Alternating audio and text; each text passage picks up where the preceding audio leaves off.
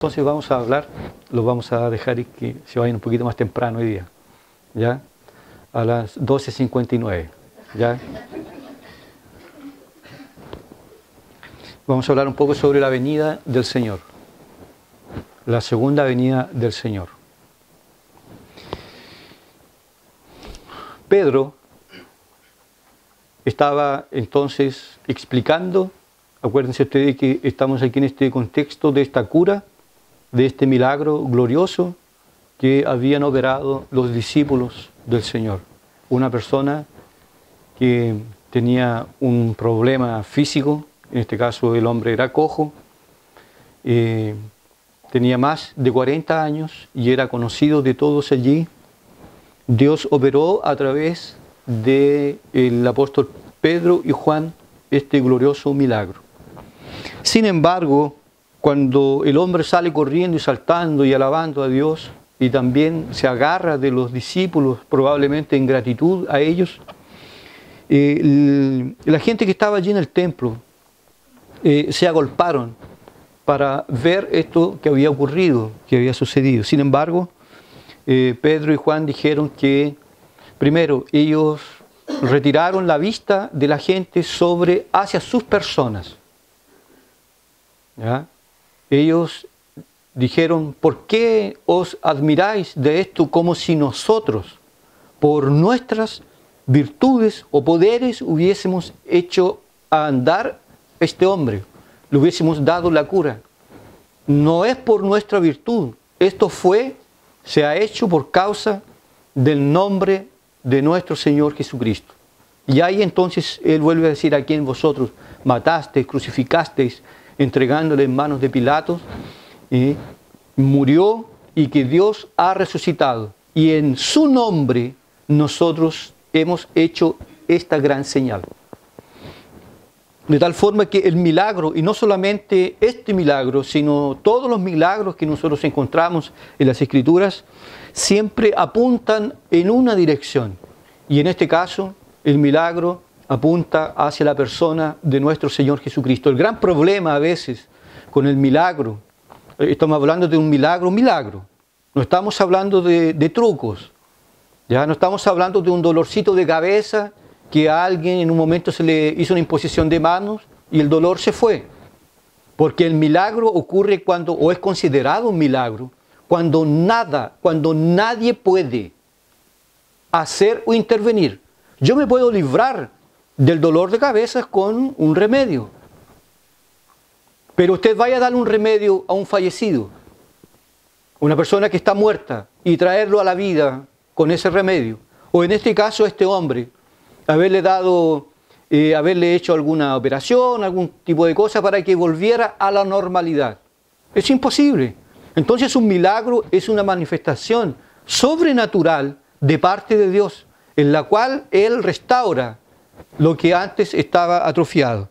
El milagro entonces apunta hacia Dios, y el problema es que la gente hoy principalmente fija los ojos en el milagro, y la gente lamentablemente anda en busca más del milagro, de la bendición, que del propio Dios. Entonces Pedro trae de vuelta diciendo: no, así como que olvídense del milagro, es una evidencia, sí, es una evidencia que Dios está vivo, que Dios honra a su Hijo cuando nosotros predicamos en su nombre. Sin embargo, el milagro apunta hacia la persona de Cristo, en quien nosotros predicamos y en quien ustedes todos deben confiar. Y nuevamente el apóstol Pedro entonces parte para esta predicación a su propio estilo, al propio estilo de Juan el Bautista. Es una predicación que hoy día no es de moda, no está de moda, nunca estuvo de moda en los púlpitos. Que empieza en el versículo 19, cuando dice: así que arrepentíos y convertíos, para que sean borrados vuestros pecados, para que vengan de la presencia del Señor tiempos de refrigerio. Y Él envía a Jesucristo, que os fue antes anunciado. Entonces Pedro nuevamente toca en un punto que ya había tratado en el capítulo 2. Cuando el Espíritu Santo vino sobre la iglesia y la gente estaba malinterpretando eso. Entonces Pedro dice: arrepentíos y convertíos, porque para que vuestros pecados sean perdonados. Y luego dice en el versículo 21, a quien de cierto Jesús es necesario que el cielo reciba hasta los tiempos de la restauración de todas las cosas. En otras palabras, Pedro ha dicho literalmente lo siguiente: Jesús vino y cumplió la voluntad de Dios, pero ustedes como nación lo rechazaron, lo negaron, lo mataron, lo crucificaron, lo hicieron a través de las manos de Pilato, pero quien lo hizo fue el pueblo judío, su pueblo, su nación. Ellos, ustedes, le dieron muerte al Hijo de Dios. Sin embargo, Dios lo ha resucitado. Y este milagro es la evidencia también de que Él está vivo, porque en su nombre nosotros hemos hecho esta manifestación. Y luego dice así, porque era necesario no solamente su muerte, sino que también Él subiese a los cielos y penetrase en los cielos y llegase a la presencia de Dios hasta el tiempo de la restauración de todas las cosas. Como veremos un poquito más adelante, veremos qué es lo que está haciendo el Señor Jesucristo desde el momento en que Él subió a la presencia de Dios. Pedro entonces dice que era necesario que el Hijo de Dios fuese resucitado y que subiese hasta la presencia de Dios, hasta el tiempo de la restauración de todas las cosas. Le preguntaron sus discípulos, esto lo encontramos en Hechos capítulo 1, Señor, ¿restaurarás el reino en este tiempo? Y Jesús responde, no importa a vosotros saber el tiempo, las sazones que el Padre puso en su sola potestad. A ustedes no les interesa, porque entre ellos estaba la idea y la noción de que cuando Jesús estaba presente, Él iba a restaurar todas las cosas. Él iba a implantar el reino de Dios aquí en la tierra, pero de una forma visible o de una forma política.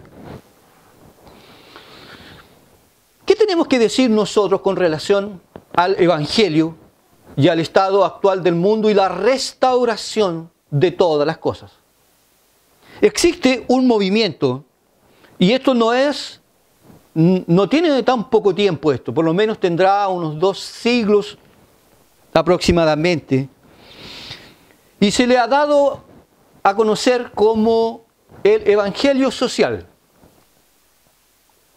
El Evangelio social, el cual afirma que es la voluntad de Dios restaurar todas las cosas, aún en este tiempo o aún en esta era, y que Dios lo hará por medio del Evangelio.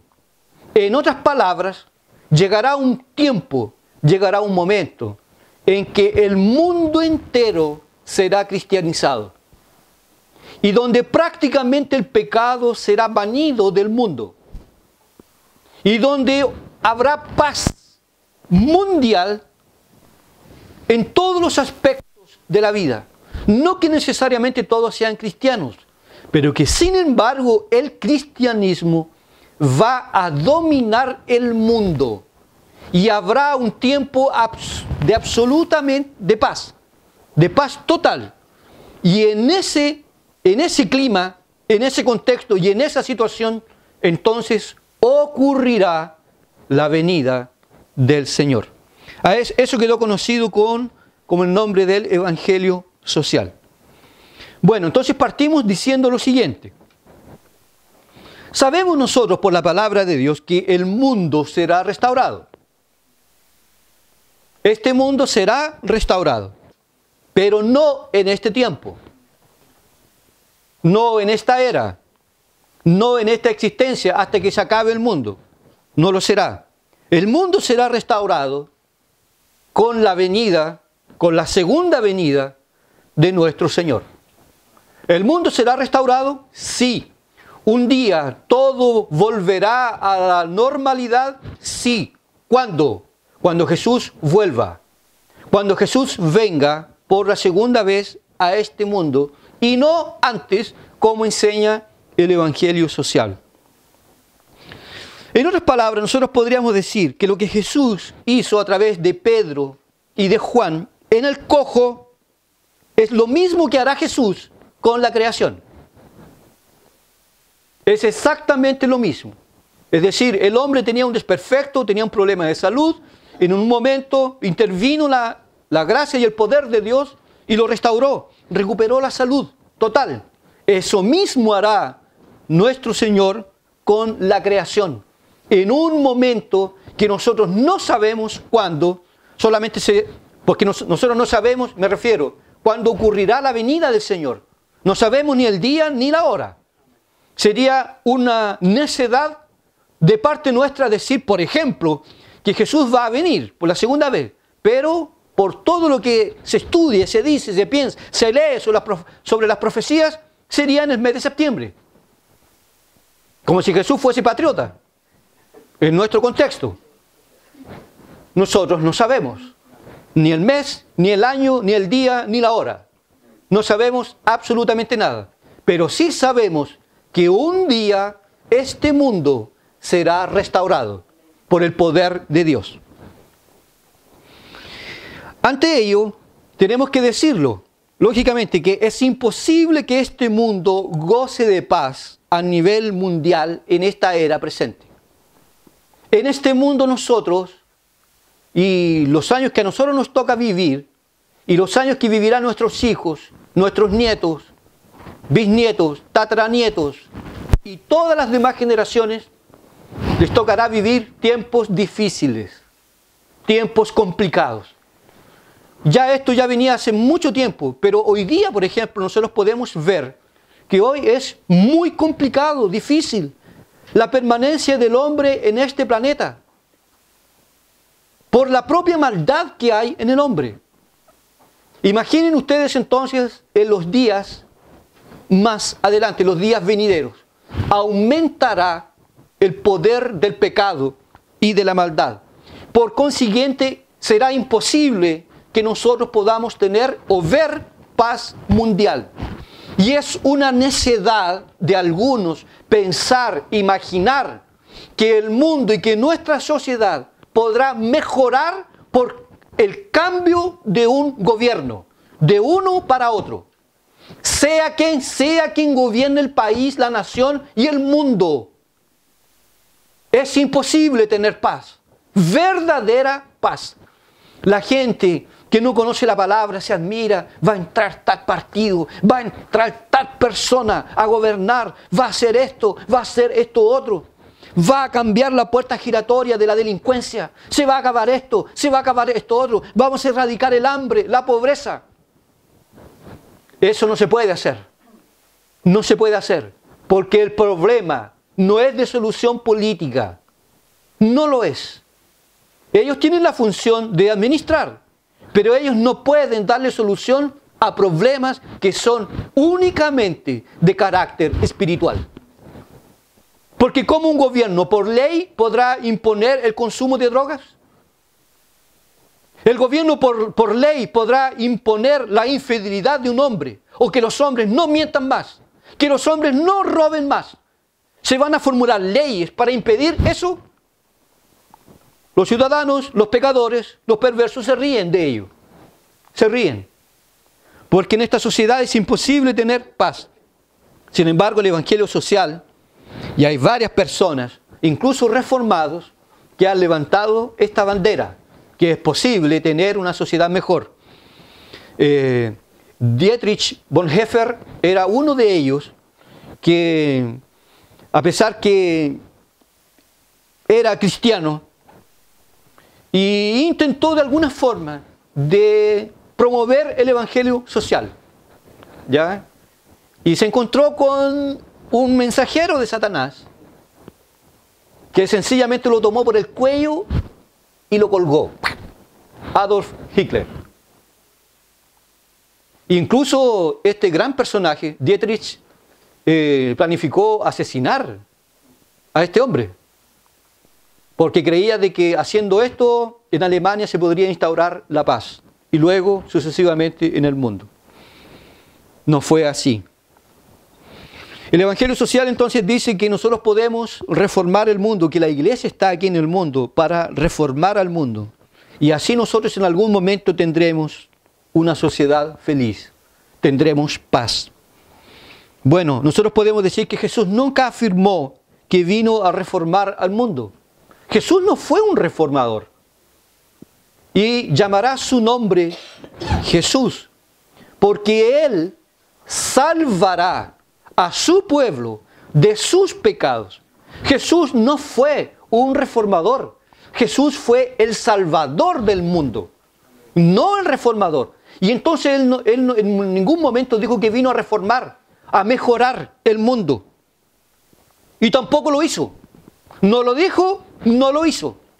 Entonces cuando alguien dice que el Evangelio tiene por objetivo promover la paz a nivel social y a nivel mundial, niega el efecto que tiene el Evangelio. Porque los hombres miran y dicen, bueno, si el Evangelio tiene por objetivo restaurar la sociedad, fracasaron. Fracasaron. Y exactamente, porque nosotros tenemos 2 siglos. Nosotros tenemos más de 2000 años, tenemos más de 2000 años y preguntamos, ¿y la sociedad ha cambiado? Por causa de la presencia de la iglesia en el mundo. La iglesia está, pero el mundo está cada vez peor. Pero porque no es nuestro objetivo esto, reformar al mundo. No lo es. El mundo será reformado, sí, no ahora, en la segunda venida de nuestro Señor Jesucristo. Y este evangelio social tampoco ha sido aprobado por la historia de la humanidad. Porque mientras se gestionaba esta filosofía de la Reforma, Primera y Segunda Guerra Mundial. Un martillazo. Y fue algo terrible. Nunca se vio tanta matanza como en la Segunda Guerra Mundial. Fue algo terrible. Fue algo nefasto. Imaginen ustedes, y no fue la gran tribulación, ¿qué pasó? Porque la gran tribulación la cosa va a ser mucho más. Pero no han faltado ganas al mundo de formar una tercera guerra mundial. Y ante ello, nosotros no deberíamos estar asustados, ni tampoco podríamos estar sorprendidos por causa de ello. Porque el ser humano es vocacionado para la guerra. El ser humano es de conflicto. El ser humano funde el asadón para transformarlo en fusil. Nosotros bien sabemos que si el mundo, los gobiernos, tomasen todo el dinero que gastan en armas y lo aplicasen para erradicar la pobreza, lo harían. Pero no lo van a hacer nunca.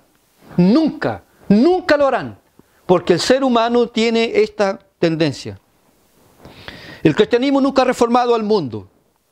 Y esto es porque no tiene esa intención de hacerlo. Y Dios tampoco ha intencionado hacerlo. Si no, Dios habría fracasado. Dios diciendo, yo voy a mejorar al mundo. Voy a reformar al mundo. No es la intención de Dios.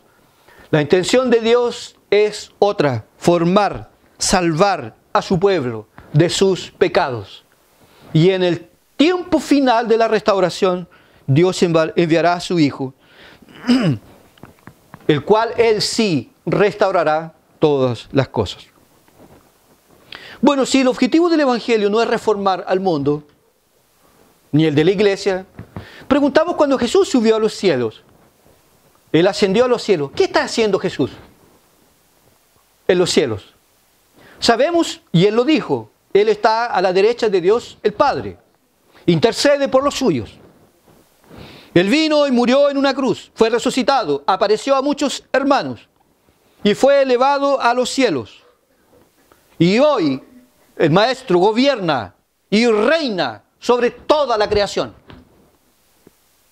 Y gobierna con poder y gloria. Y gobierna a través de su iglesia. No hay ni siquiera un centímetro del cual Jesús no pueda decir de este mundo es mío. Todo es de Él y todo lo gobierna Él.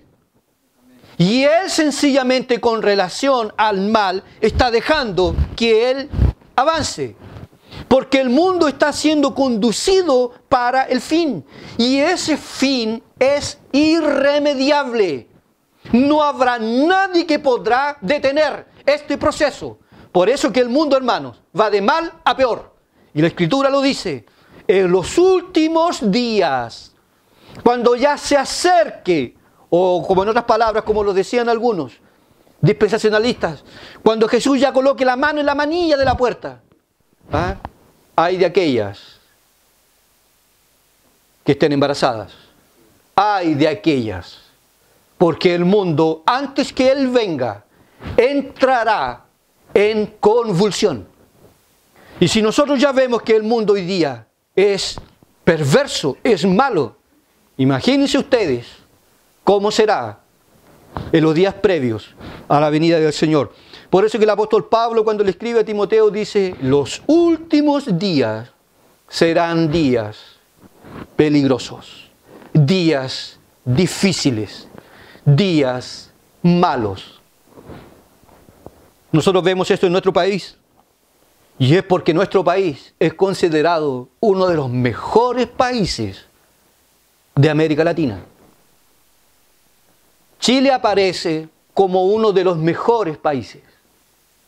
Y algunos que no han salido del país, principalmente algunos de nuestros vecinos, dicen, qué terrible es nuestro país, qué terribles son nuestros políticos.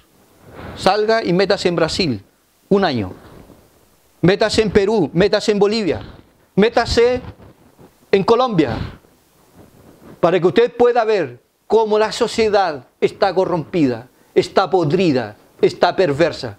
Así que si lo mejorcito está podrido, imagine usted cómo está lo podrido de verdad. Sin embargo, Jesús gobierna con poder y gloria, y gobierna a través también de su iglesia y de la predicación del Evangelio. Desde allí Él mantiene amarrado al maligno, porque no está suelto. Porque si el diablo estuviese suelto, en el sentido más amplio de la palabra, no tendríamos una gota de paz en esta tierra. Es como un perro que está amarrado con un collar y se da vueltas ahí. ¿Y quién se mete dentro de esa circunferencia? Es terrible. Pero el diablo no puede hacer todo lo que quiera, porque hay un poder que lo limita, hay un poder que lo restringe, hay un poder que lo frena. Buena voluntad tiene Él de reventar al mundo y quebrarlo, de reventar unas 2, 3 o 4 bombas atómicas y así destruir y raer la vida y la vida de la iglesia. Bien quisiera, pero no puede. Hay un poder que frena. Es el poder de Dios que reina y gobierna. Lo mismo que ocurrió en el ministerio de nuestro Señor, que hablando la verdad, hablando del Evangelio, hablando del pecado, dice la palabra que los judíos se enfurecían y tomaban en piedras, pero Él salía misteriosamente de delante de ellos y pasaba y nadie le tiraba siquiera una piedra. Eso es lo que quiere hacer el maligno hoy: matar, destruir, acabar con usted, hermano. Porque Él no ha venido a juzgar ni a bromear. El diablo cuando ataca, ataca para destruir. Sin embargo, hay una mano gloriosa, misteriosa, que está sobre nosotros. Y sobre nosotros y sobre los nuestros. Porque es evidente que las oraciones de los justos producen protección para los nuestros. Incluso la palabra va a decir que la mujer cristiana no se separe de su marido incrédulo, porque el hombre es santificado en la mujer. El hombre es santificado en la mujer, porque hay una protección, hay una gracia, hay un reino que está en acción. El reino de Dios aquí en la tierra. Y Jesús reina con poder, con gloria y con majestad. Desde la cruz hasta la segunda venida. No hay nada que Él no gobierne, que Él no domine, que Él no controle. Todo lo que se mueve debajo de los océanos, arriba, en los aires, en las montañas, en nuestra vida, en nuestro cuerpo, en todo nuestro ser, en toda la galaxia, todo lo gobierna Él. Él gobierna, Él sustenta todas las cosas por el poder de su palabra, con el fin de gobernar y de hacer convergir todas las cosas en Cristo Jesús. Él es el Rey, el que gobierna. Además de gobernar, de interceder por los suyos, ¿eso no le alegra? Cuando uno le dice, hermano, estoy orando por usted, nos sentimos fortalecidos. Pucha, alguien está orando por mí. Pero saber que es el Hijo de Dios que está pronunciando su nombre constantemente ante el Padre, eso nos llena de gozo, de alegría. Cuando pensamos que no podemos más, que no podemos vencer el pecado y la corrupción en nosotros, y como que ya no hay solución para mí, somos informados que hay alguien que intercede, hay alguien que ora, hay alguien que clama por nosotros, el Hijo de Dios. Y no solamente esto, no solamente gobierna, Jesús continúa llamando a su pueblo en los tiempos. Entran judíos convertidos, pasados por la cruz, porque quería decir claramente esto. Los judíos no serán salvos por ser judíos, por haber nacido judíos. Tienen que pasar por la cruz, tienen que pasar por el Hijo de Dios, tienen que nacer de nuevo, tienen que arrepentirse de sus pecados y ser convertidos. Si no ocurre esto, perecerán de igual forma. Además que tienen una historia como pueblo y nación nada romántica. ¿Quién mató a Jesús? ¿Fueron los bárbaros?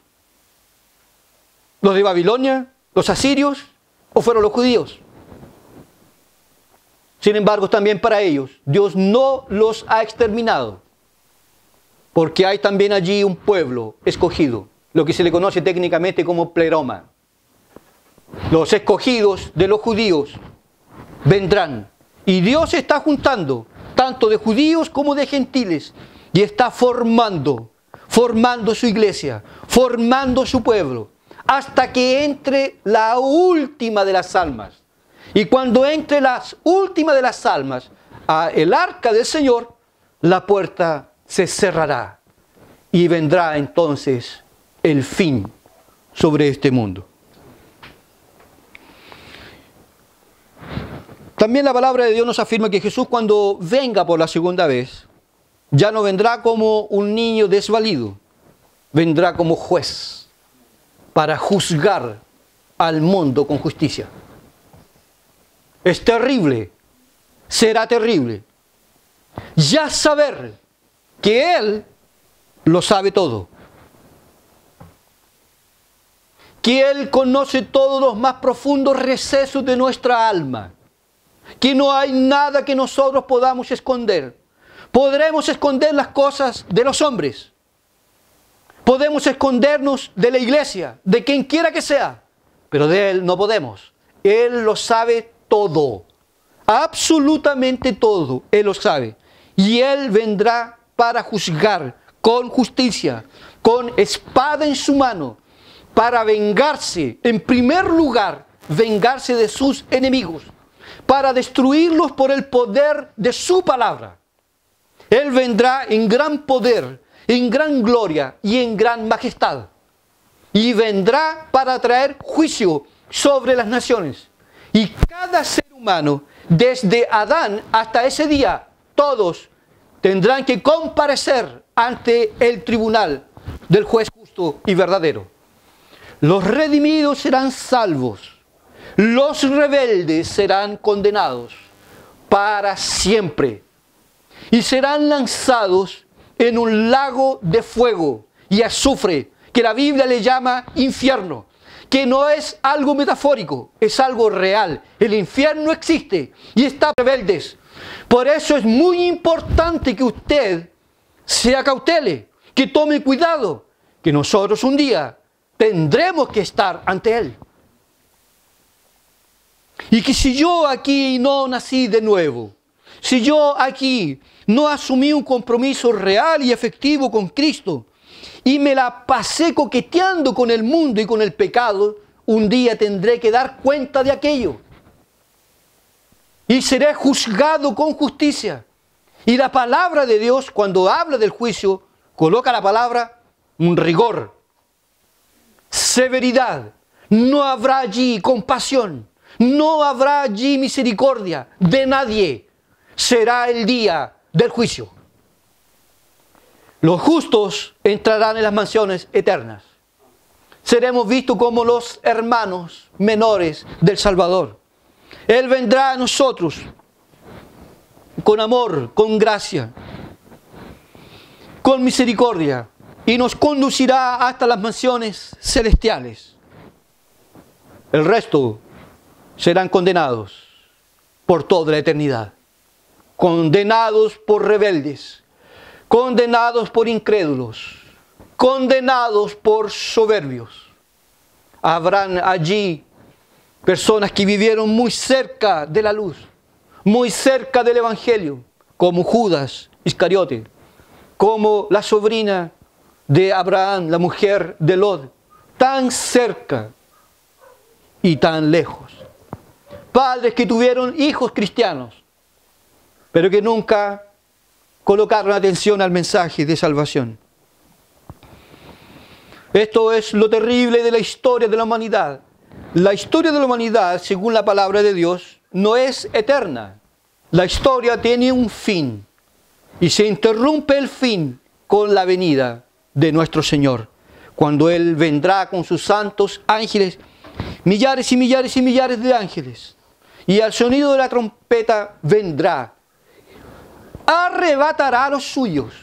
Ahí sí ocurre el arrebatamiento. Él llamará a los suyos, y los muertos en Cristo resucitarán primero, y los que estuvieren allí vivos en la carne serán transformados, y así subiremos todos juntos para estar en la presencia de Dios, conducidos a las mansiones celestiales. Todos. Y luego enseguida, aunque todo esto sea concomitante, y luego allí entonces viene la restauración de todas las cosas.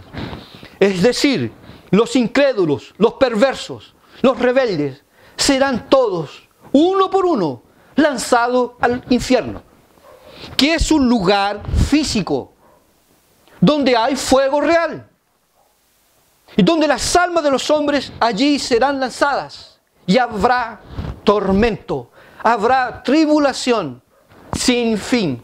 Y no hay palabras que puedan describir el estado de una persona allí, porque podrán pasar 1.000 millones de años y todo será como en el primer segundo cuando fueron lanzados al lago de fuego. Yo le motivo a usted que tiene la seguridad que usted es salvo. Mire hacia los lados. Mire hacia los lados.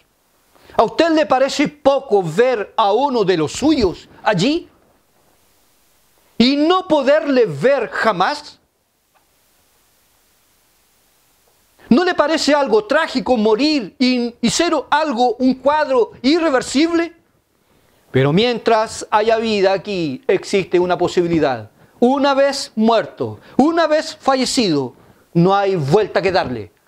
Está escrito que el hombre vive una vez, y está escrito que el hombre muera una vez. Después de esto viene el juicio. No hay reencarnación, no hay una segunda oportunidad. Los rebeldes serán banidos. Nosotros tenemos que orar, clamar, suplicar por los nuestros, que no son salvos, para que puedan conocer la palabra de Dios. Porque una vez fallecidos, no hay más esperanza para ellos. Luego enseguida dice la palabra, vendrá el fin. Vendrá el fin. El apóstol Pedro dice que el mundo un tiempo fue destruido con agua. En la segunda venida del Señor, el mundo será destruido con fuego. Las estrellas caerán. Los collados se derretirán. Los árboles caerán. Todo será consumido por el fuego. Por ello nadie escapará. Nadie escapará. O estamos en Cristo o estamos contra Él. En el día final será terrible la venida del Señor. Será gloriosa, será manifiesta, será evidente, será potente. Los cielos, dice la palabra, serán avalados. Y todo será consumido por el fuego. Y ahí yo me atrevo a decir, hermanos, y ahí entonces bajará la nueva Jerusalén. Y allí habitaremos nosotros. Y todos los redimidos por el Cordero, todos seremos un solo pueblo. Y todos tendremos un solo pastor, Cristo Jesús. No habrá divisiones entre judíos y la iglesia. Todos seremos un solo pueblo. Yo sé, hermanos, que cuando nosotros tratamos sobre cómo va a ser exactamente esto, la Biblia no lo deja tan claro, tan nítido. Sí nos habla que todo será restaurado. A veces nos dice que viviremos en el cielo y a veces nos dice que viviremos en la tierra.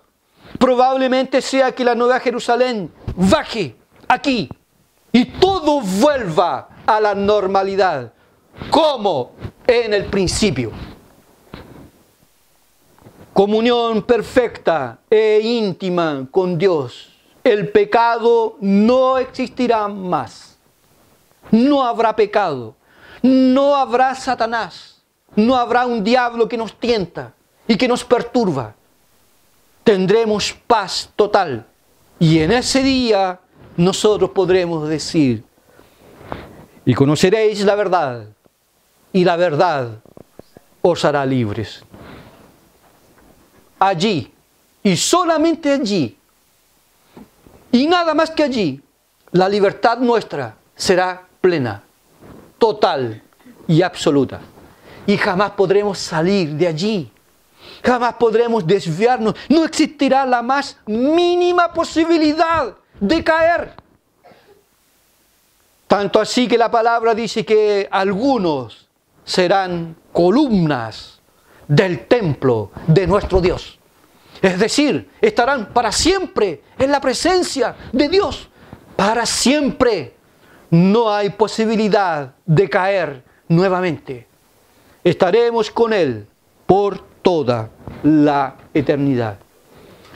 Eso la Biblia le llama la restauración de todas las cosas.